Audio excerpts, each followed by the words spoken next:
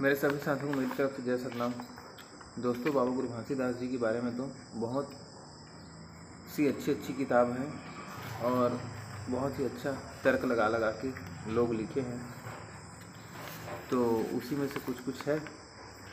और आज मैं एक किताब और पढ़ रहा हूँ कुछ, तो इस किताब के बारे में मैं बताता हूँ।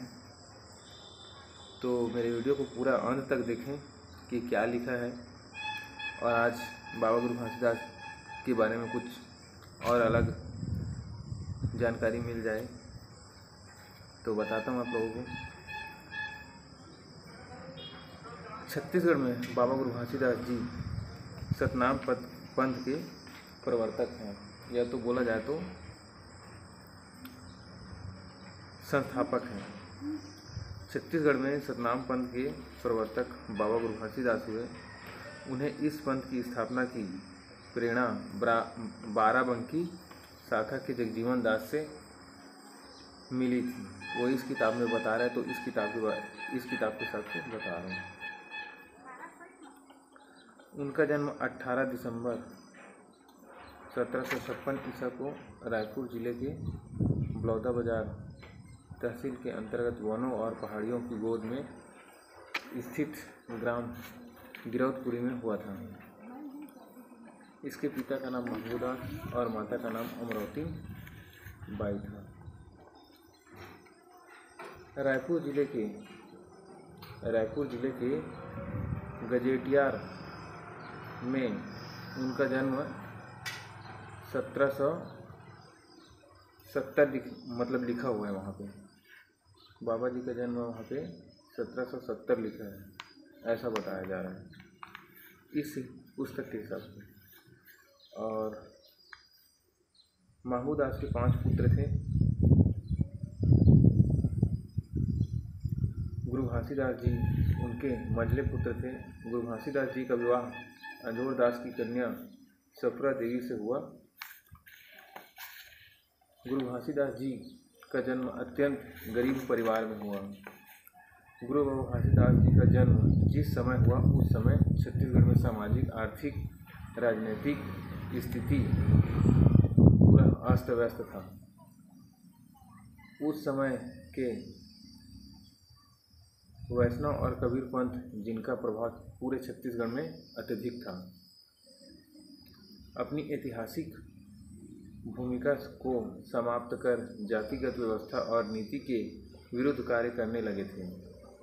इस क्षेत्र के लोग अत्यंत शोषित, पीड़ित थे तथा छत्तीसगढ़ का यह क्षेत्र मराठा शासन के अत्याचारों से बहुत ज़्यादा पीड़ित था। और आगे लिखते हैं, गुरु घासीदास जी का जन्म मानव दलित शोषित वर्ग के उत्थान के लिए ही हुआ था। गुरु बाबा घासीदास जी के उपदेश, संगठन शक्ति तथा सदाचारों से छत्तीसगढ़ की जनता प्रभावित हुई और उन्हें के आदेश से सतनामी संप्रदाय ने अपनी सामाजिक अधिकारों की लड़ाई लड़ी।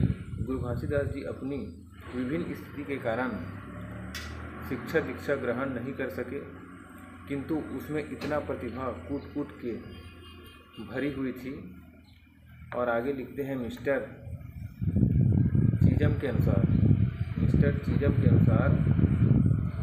आपने समुदाय के अपने अन्य लोगों की तरह घासीदास बाबा निरक्षर थे।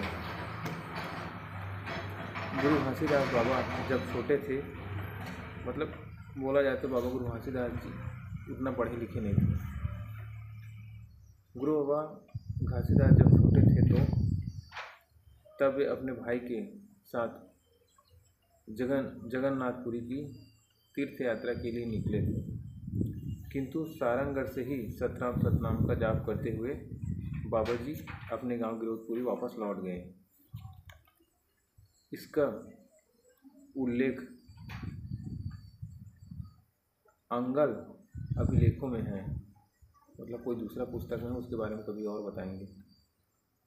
वापस पहुंचकर सोना खान के जंगलों में अपनी साधना प्रारंभ कर दी।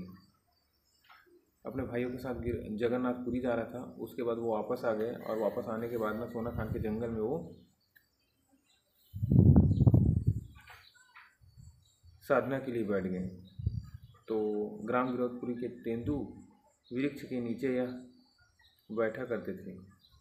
यह स्थान आजकल सतनाम संप्रदाय के लिए मतलब सतनामी समाज के मानने के लिए यह स्थान तीर्थ स्थल बन गया है। धीरे धीरे उनकी ख्याति व चमत्कार दूर दूर तक फैलने लगा तथा आसपास की जनता उनके पास रोग निरोग तथा संतान प्राप्ति अन्य कामनाओं की पूर्ति के लिए भी आने लगी। लोग उनके चरण धोकर चरण अमृत का पान करने लगे बाबा गुरु घासीदास जी के। अब उसके बाद आगे फिर लिखते हैं, इस प्रकार गुरु घासीदास जी सतनामियों के सिद्ध गुरु बन गए। गुरु घासीदास जी के 6 महीने तक गुरु बाबा घासीदास 6 महीने तक अंतर ध्यान होने की बात का उल्लेख किया गया है। उनके अनुसार श्री गुरु घासीदास जी सोना खान के जंगलों में अंतर ध्यान रहे। मतलब बोलने का मतलब 6 महीने तक बाबा गुरु घासीदास जी अंतर ध्यान रहे और बड़ी संख्या में उपस्थित सतनामियों के बीच प्रकट होकर उन्होंने अपने सिद्धांतों का प्रचार किया।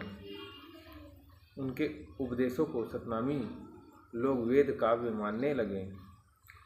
लोगों का मत है कि गुरु बाबा घासीदास जी को दैवी शक्ति प्राप्त मतलब दैवी शक्ति यहाँ पे दैवी शक्ति प्राप्त थी, जबकि बाबा गुरु घासीदास जी को सतनाम शक्ति प्राप्त थी।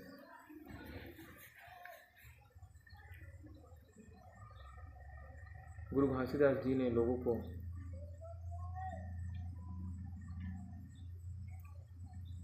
सदाचार की ओर गुरु बाबा घासीदास जी ने लोगों को सतनाम पाठ पढ़ाया और सतनाम के रास्ते में चलने के लिए बताया गया। कुछ पुस्तक हैं ऐसे जिसमें कुछ वर्ड गलत लिखा जाता है।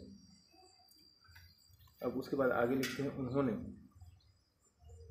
तत्कालीन आध्यात्मिकता की गंदगी को दूर करने के लिए संघर्ष किया। उन्होंने सतनाम का प्रचार कर आपसी भेदभाव को दूर करने का प्रयास किया गया और लोगों को सतमार्ग सतनाम के चलने के लिए प्रेरित किया गया। सतमार्ग पर चलने का प्रयास भी किया गया और इस प्रयास में वे सफल भी हुए। प्रबल आत्मविश्वास और सतनाम के दिव्य संदेश से उन्होंने मानवता के कल्याण का मार्ग चुना और गुरु बाबा घासीदास जी के आदेश से न सिर्फ समाज ही लाभान्वित हुआ अपितु समस्त मानव समाज भी लाभान्वित हुआ। गुरु बाबा घासीदास जी शांतिप्रिय व सत्य विचारधारा के व्यक्ति थे। वे सादगीपूर्ण जीवन जीना पसंद करते थे। सतनाम के सिद्धांतों के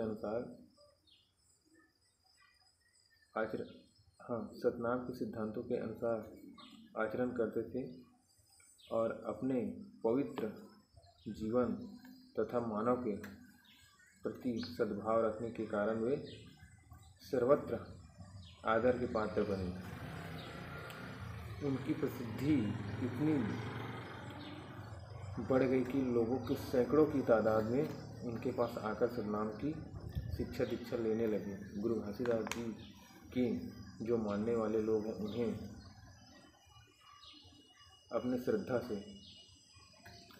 मन की श्रद्धा से गुरु बाबा कहकर पुकारते रहे।